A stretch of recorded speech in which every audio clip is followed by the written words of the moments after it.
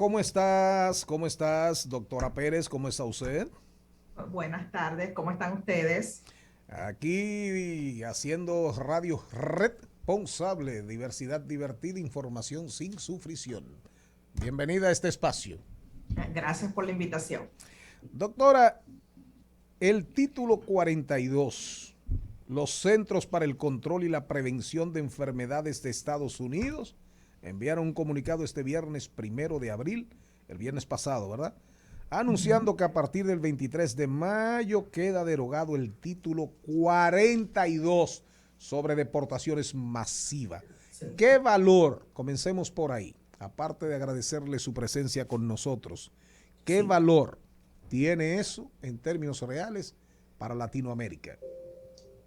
Bueno, el título 42, la orden del título 42 fue implementada a raíz de la pandemia para evitar que entraran personas por la frontera, obviamente para no expandir la pandemia, para tratar de evitar que la pandemia se hiciera, que los casos, entraran más casos de COVID-19 al país. Pero el título 42 lo que busca es una expulsión expedita, agilizada, de las personas que están buscando asilo en la frontera.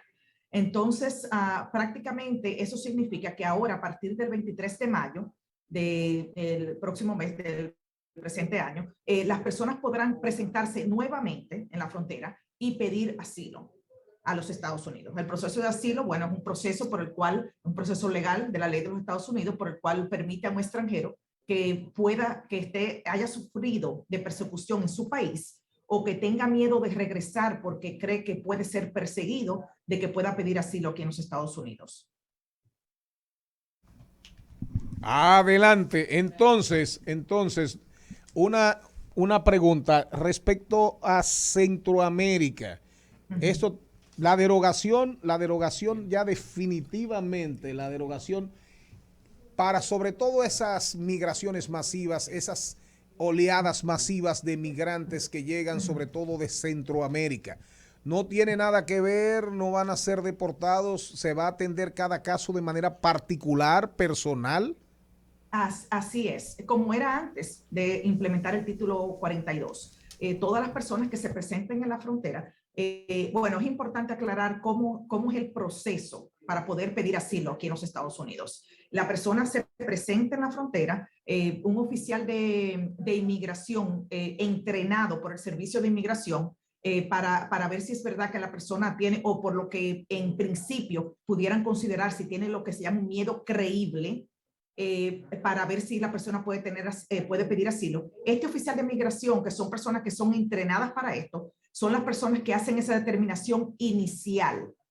Si la determinación inicial, el oficial de migración no está de acuerdo, va a devolver la persona. Si el oficial de migración está de acuerdo con esa entrevista que hace y encuentra que la persona tiene un miedo creíble de que puede volver a su país y su vida corre peligro, es que en ese momento es que permiten la entrada de esta persona a los Estados Unidos. O sea, no es que todas las personas que se presentan en la frontera la van a dejar entrar. Ese no es el caso. Eso es algo erróneo y no es cierto. Entonces ya luego que este oficial dice sí, nosotros creemos que la persona puede correr peligro si vuelve a su país o ha sido perseguida, entonces la detienen. La mayoría de personas que se presentan en la frontera son detenidas, la mayoría, temporalmente, en lo que llega una orden de comparecencia ante un juez para ver si esta persona califica para una fianza otro tipo de darle libertad, por ejemplo, con lo que se conoce como el grillete en el tobillo. Entonces, hacen ese tipo de determinación. Pero hay personas que esta audiencia, esta comparecencia para obtener una fianza no les llega. Y todo ese tiempo lo pasan en la cárcel hasta que finalmente pueden presentar su demanda de asilo ante un juez de inmigración. ¿Alguna, Maribel Contreras de este lado, hay alguna similitud en esta característica de aceptación de estas personas con la ley internacional de refugiados de la ONU? No, porque la ley de refugiados de la ONU prácticamente lo que busca, como el nombre lo dice, refugiados, son personas estas personas que se presentan en la frontera son personas que están huyendo de sus países porque están siendo perseguidos. La ley de refugiados es más porque el país como tal está siendo, bueno, tenemos el caso de Afganistán, de los problemas que pasaron allá. Sí hubo, pueden entrar por ley de refugiados ciertos número de personas al año. Lo que está pasando también en Ucrania. De hecho, tanto para Afganistán como para Ucrania se ha dado lo que es el TPS, que es la protección temporal para estas personas, para que las personas que están aquí en los Estados Unidos puedan pedir este tipo de ayuda y puedan quedarse legalmente en el país, en lo que la situación del país como tal se arregla, vamos a decir así. Lorraine, algo que pasa y que era un drama muy fuerte eran los niños que se eran separados de los padres y que se quedaban en un lado de la frontera, los padres no podían cruzar. ¿Va a haber alguna reunificación ahora? ¿Qué va a pasar con esos niños que ahora mismo están desprotegidos, están en un país diferente, sin sus padres y con esta medida? Sí, mira, fíjate, la realidad es que de todas las medidas de inmigración que hubo en la administración anterior, yo creo que esta fue la más dura de ver en la televisión cómo separaban niños recién nacidos, hasta recién nacidos de sus padres. Y al día de hoy, lamentablemente, no se han podido reunir esos niños con sus padres.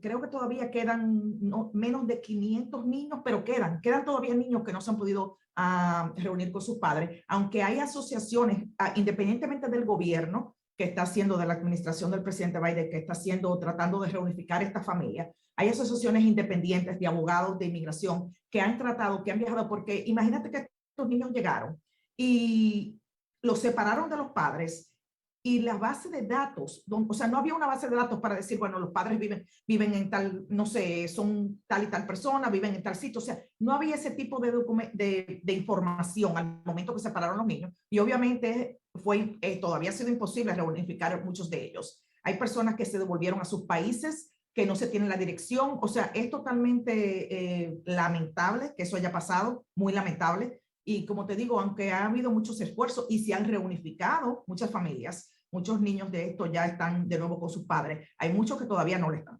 Y no se sabe si se van a poder encontrar, lamentablemente. Lorraine, una última pregunta, pero como en 3 partes. Okay. Aumento de la migración, de las oleadas. Más personas, me imagino que acechando, esperando que se levante el título 42 para entrar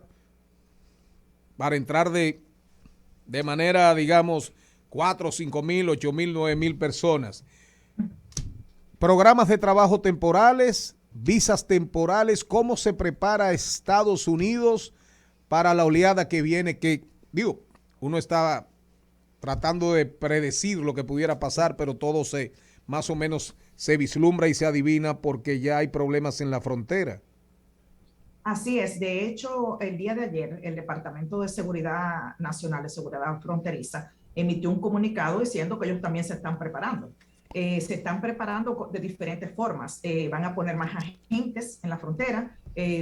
También suponen, obviamente, que va a haber una oleada de personas que tal vez no han podido pedir asilo en 2 años y van a querer intentarlo ahora, más las personas que tenían planeado como quiera entrar, o sea que sí se está preparando el Departamento de Seguridad Nacional para esto. Van a poner más, dicen que van a usar drones, que van a poner más agentes, que van a monitorear la frontera mucho más, o sea que se están preparando para esto porque sí se cree que va a haber muchas personas, pero ojo, las personas que entran por la frontera y que aún estas sean, después que el oficial de migración les dice que sí, que tienen, tienen un miedo creíble, y estas personas pasan a celdas y es cuando ya pueden presentar la demanda la petición de asilo, que ellos pueden después conseguir un permiso de trabajo.